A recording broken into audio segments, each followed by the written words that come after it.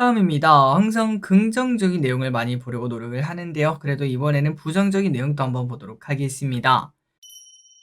네, 안녕하세요. 주식은 역시 기리기리새 기리십니다. 안녕하세요, 기리분들. 자, 증시 변동성은 여전히 이어지고 있습니다. 어디가 저점인지는 우리가 지금 당장은 알 수가 없지만 머지않아 저점을 찍고 이제 회복하는 건가 이런 얘기가 빨리 나오는 그런 모습이 나타났으면 좋겠네요. 같이 공부하시죠. 렛츠 기릿. 자, 경제 공부할 게 그렇게 사실 많지 않습니다. 지금 기르분들이 뉴스를 보시면 아시겠지만 그냥 50%는 관세 이야기밖에 없고요. 나머지 50%는 대선 이야기밖에 없습니다. 그러다 보니까 볼 소식도 그렇게 많지 않고 증시도 안 좋다 보니까 볼 맛도 안 나기도 하는데요. 하지만 항상 하락장 다음에는 꼭 큰 수익을 주는 그런 기회가 나타났다는 거 잊지 마시고 계속 공부해 보도록 하겠습니다. 어제 미국 증시는 말 그대로 롤러코스터를 나타냈습니다. 관세 우려감으로 이틀 연속 투매가 쏟아졌던 가운데 어제는 조금 진정되는 모습이 나타났죠. 어제 우리나라 장이 닫힐 때만 하더라도 나스닥이 마이너스 5%였습니다. 그래서 결국 저녁에도 하락 출발하는 모습을 나타냈지만 그런데 미국에서도 미국도 가짜뉴스가 있네요. 중국을 제외한 다른 나라의 60일간 상호 관세를 중단하는 방안을 검토. 이러한 찌라시가 돌면서 증시는 미칠 듯이 올라갔어요. 여기 윗골이 보이시죠? 밑에서 출발해서 쭉 올라가는 모습을 나타냈는데 하지만 백악관에서 뭐라고 했을까요? 맞습니다. 가짜뉴스, 페이크뉴스다 라고 밝히며 결국 증시는 다시 떨어졌다가 파동을 줄이면서 마감되었다고 하네요. 그리고 이 와중에도 가짜 뉴스이긴 하지만 그래도 기대감이 여전히 남아있나 봅니다. 기술주들이 대부분 상승하는 모습이 나타났고요. 특히 엔비디아는 중국 추가 관세 언급에 장중 8%나 하락하는 모습을 나타냈으나 그런데 오히려 갑자기 반발 매수세가 들어오면서 3% 상승, 마감, 대단한 모습을 나타냈죠. 다만 중국 의존도가 높은 애플과 테슬라는 또다시 하락 마감했습니다. 자, 그리고 트럼프 결국은 협상가다 이런 얘기를 우리가 항상 하지 않겠습니까? 그러다 보니까 곧 트럼프가 이제는 반대 입장, 증시를 살리러 올 것이다 이런 부분을 기대를 했었는데요. 하지만 지속적으로 트럼프는 우리를 죽이기 위해서 난리를 치고 있는 모습입니다. 다만 이 와중에 트럼프는 해제라고 말을 하고 있는데요. 트럼프는 많은 국가들이 협상을 원하고 있다며 관세는 영구적이지만 관세 이상 필요한 것이 있다면 협상을 할 것이다 라고 말을 했습니다. 단호한 모습을 보여주면서 또 협상가적인 모습도 보여줬다고 하네요. 다만 중국에 대해서는 조금은 강하게 말하는 모습을 나타냈는데요. 중국에 대해서도 34%의 보복관세 부과에 대해서 당장 철회하지 않겠다면은 내일부터 50%의 추가 관세를 부과하겠다 이러한 이야기까지 꺼냈습니다. 또한 자신의 요구를 수용하지 않으면 중국이 요청한 미국과의 대화는 모두 취소될 것이라며 강경하게 나오는 모습.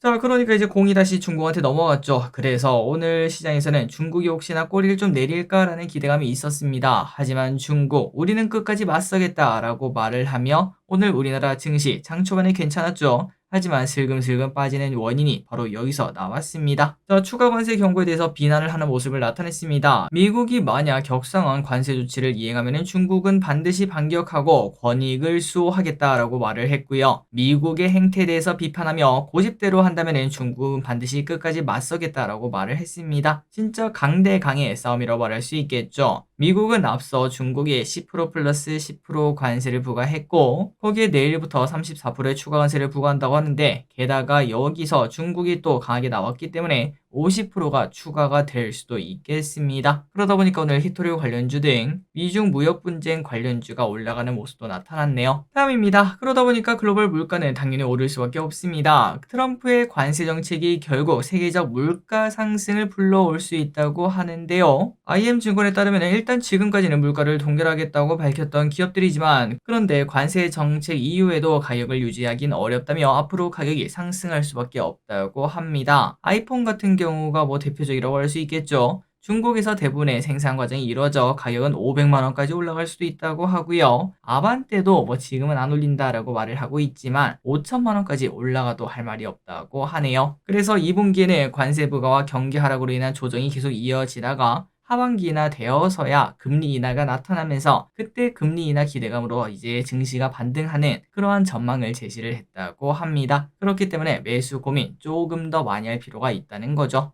다음입니다. 그런 상황이다 보니까 현대차의 영업이익이 감소할 수밖에 없다고 합니다. SK증권이 현대차에 대해서 2분기 실적부터 관세 영향이 예상되는 만큼 영업이익이 감소할 것이라고 전망을 했는데요. 목표 주가도 33만 원에서 27만 원으로 하향 조정을 했습니다. 사실 늦어도 너무 늦었죠. 한참 전에 낮춰야 되지 않았을까라는 생각이 듭니다. 만약에 현대차가 지금 이제 말하는 것처럼 가격 인상 없이 전년과 비슷한 수준의 판매량을 기록한다고 해도 5.2조 원의 영업이익 감소가 나타나고요. 만약에 가격을 10% 인상하고 그러면 당연히 이제 수출 대수가 감소하겠죠. 수출 대수가 20%만큼 감소가 된다면은 3.8조 원의 이익 감소가 예상된다고 합니다. 그러다 보니까 이 정도면은 당연히 금액을 올릴 수밖에 없겠구나라는 생각이 들죠. 그래서 올해 매출액은 187조, 영업이익은 12.5조 원으로 영업이익은 전년보다 12%가량 감소할 것으로 보인다고 합니다. 자, 이 와중에 삼성전자는 실적 서프라이즈를 내줬습니다. 올해 1분기 매출 79조 원으로 전년 동기 대비 9.8% 증가했고요. 1분기 기준으로는 역대 최대치라고 하며 분기 기준으로는 작년 3분기에서 역대 두 번째 매출을 달성했다고 합니다. 그리고 영업이익은 5조 원을 밑돌 거라고 생각했던 시장 예상치를 훌쩍 뛰어넘는 6조 원을 기록하며 서프라이즈를 달성. 이렇게 호실적을 거둔 이유는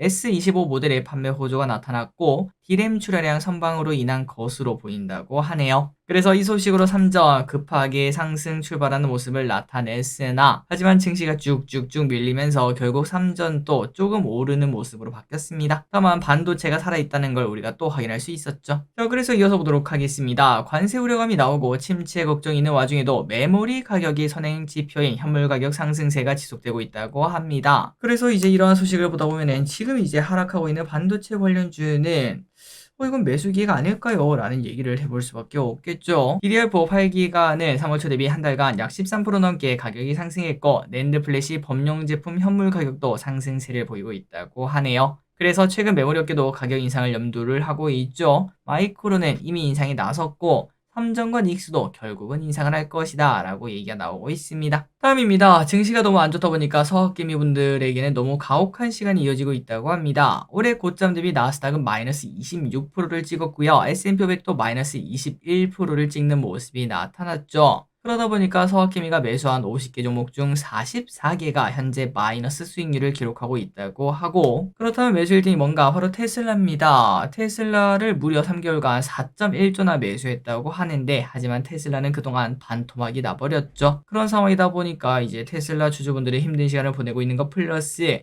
TSLR 테슬라 2배 추종 ETF를 산 사람도 많은데 이 친구는 무려 85%나 고점 대비 하락한 상황이라고 합니다. 또한 SOXL도 믿음이 강했죠. 그런데 이것도 작년 7월 고점 대비 현재 마이너스 85%. 만약에 그때부터 지금까지 들고 있었다면은 이거는 사실상 복구가 힘든 그 정도까지 하락한 걸 확인할 수 있죠. 다음입니다. 항상 긍정적인 내용을 많이 보려고 노력을 하는데요. 그래도 이번에는 부정적인 내용도 한번 보도록 하겠습니다.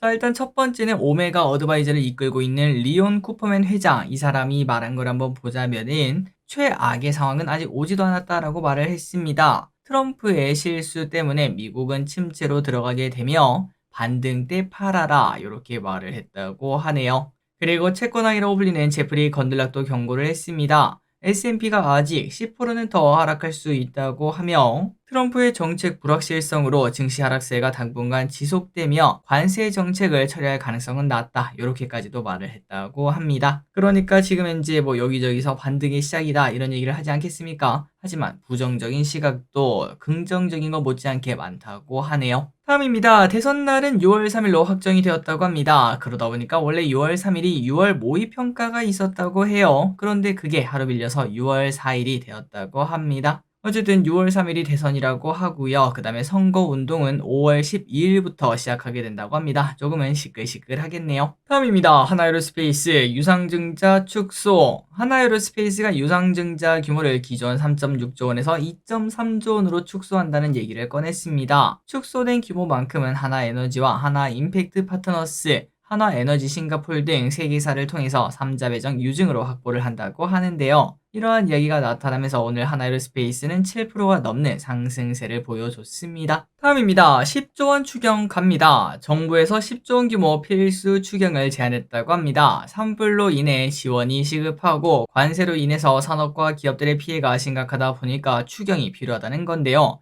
다음 주 초 추경안이 발표된다고 합니다. 일단은 급격한 통상 환경 변화에 대응하고 AI 경쟁력 제고를 위해 3에서 4조 원을 지원, 소상공인과 서민들을 위한 예산도 3에서 4조 원을 투입한다고 합니다. 자, 여기에 AI라는 단어가 또 들어갔죠. 이러한 소식에 더불어 어제 엔비디아의 급등, 이재명 대표의 AI 정책 기대감 등으로 인해 오늘 또 AI 관련주가 상승하는 모습이 나타났네요. 다음입니다. 공매도 하필 타이밍이 왜 이런가? 전 세계 증시가 폭락을 하고 있는 상황입니다. 그러다 보니까 공매도 세력은 자동으로 신나하고 있을 것 같은데요. 이 와중에 대만은 공매도 주식수 제한 및 증거금 비율도 상향하는 모습을 보여주고 있는데, 그런 한국은 기가 막힌 타이밍에 공매도가 재개가 되면서 요즘 공매도 세력들 재미를 많이 보고 있을 것 같습니다. 실제로 공매도도 많이 치고 있다고 하는데요. 외국인 매도 거래대금의 평균 25%가 공매도에서 나타날 정도입니다. 그러다 보니까 이제 증시 하락도 조금은 가팔라지고 있는 것 같기도 한데, 자, 그렇다고 뭐 공매도를 시작하자마자 멈추기는 어렵겠죠. 그렇기 때문에 앞으로 더 하락하는, 10% 정도 더 하락하는 그러한 모습이 나오지 않는 한은 우리나라 공매도를 건들기는 좀 어려울 것 같습니다. 마지막입니다. 자율주행 어떠한 소식이 있나? 자, 자율주행 관련주가 최근 들어 많이 빠졌습니다. 물론 안 빠진 주식을 찾기는 어렵지만 그래도 앞으로 결국 오는 건 자율주행 시대가 아닌가라는 생각과 함께 자율주행 관련 소식을 보도록 하겠습니다. 자, 일단 얼마 전에 중국에서 샤오미 전기차가 자율주행 중에 사고가 난 적이 있었습니다. 그때 여대생 3명이 그 자리에서 죽었다고 하는데요. 그러다 보니까 중국 내에서는 자율주행 꺼라 이러한 이야기가 쏙쏙 등장하고 있다고 합니다. 자, 다만 이 자율주행 단어를 조금은 볼 필요가 있다고 하는데요. 샤오미 SU7 차량이었는데 이 차는 레벨 2의 자율주행을 지원했고, 그러니까 고속도로 내에서 이제 앞에 차가 있으면 속도를 좀 줄이거나 차선 변경 정도 하는 그 정도의 기능만 보유를 하고 있다고 합니다. 그리고 또 이 모델은 라이다는 포함되지 않은 모델이었다고 하네요. 자, 그럼에도 자율주행 산업에 대해서 가장 큰 걸림돌은 이게 아닌가라고 생각을 합니다. 사고, 특히 인명사고가 나타나면 전 세계적으로 우리가 보통 그냥 차를 타고 가다가 사고가 나서 무슨 일이 생겨도 뉴스에는 잘 등장하지 않죠. 하지만 전기차를 타고 가다가 무슨 일이 생기면은 뉴스에 등장하게 되고, 그리고 나중에는 자율주행 차량이 사고를 내서 인명사고를 내면은 전 세계에서 그 뉴스를 다룰 가능성이 높습니다. 그러다 보니까 일단 지금은 중국에서 이러한 일이라 아직까지는 큰 반향이 없는 것 같지만, 혹시나 테슬라 등 글로벌 업체에서 이런 일이 생겼다, 이거는 진짜 큰 이슈가 되겠구나라는 생각을 해봅니다. 그래서 자율주행 산업은 이제 과도하게 더 안전해야 된다라고 생각을 하고, 그렇기 때문에 이제 카메라뿐만 아니라 라이다, 레이다 이런 것들을 전부 다 사용을 해야 되지 않나라는 생각도 해봅니다.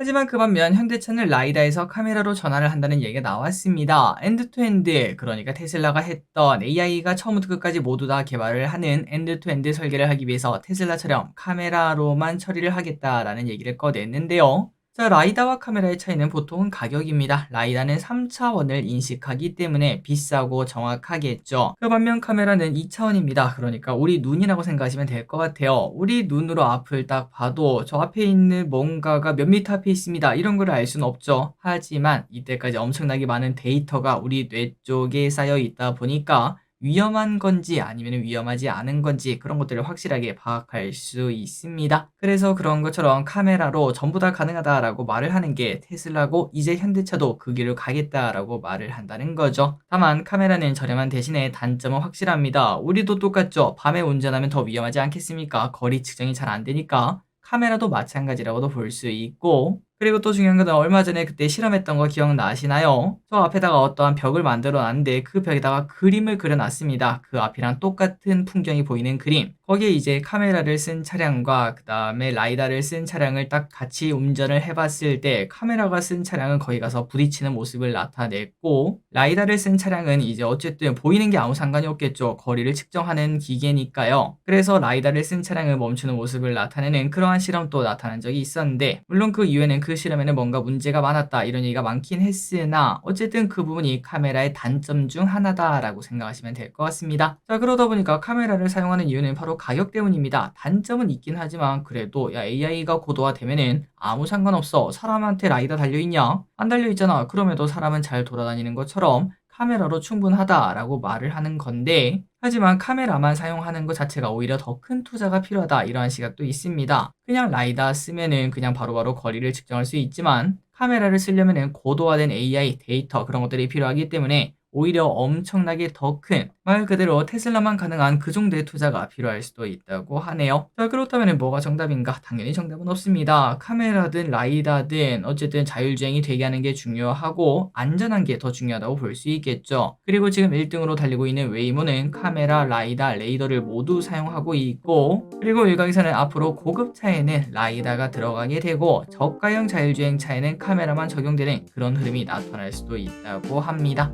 자, 오늘의 공부 여기까지 끝났습니다. 항상 기가 정보에서 진심으로 감사합니다. 지금까지 길이셨습니다. 빠이요.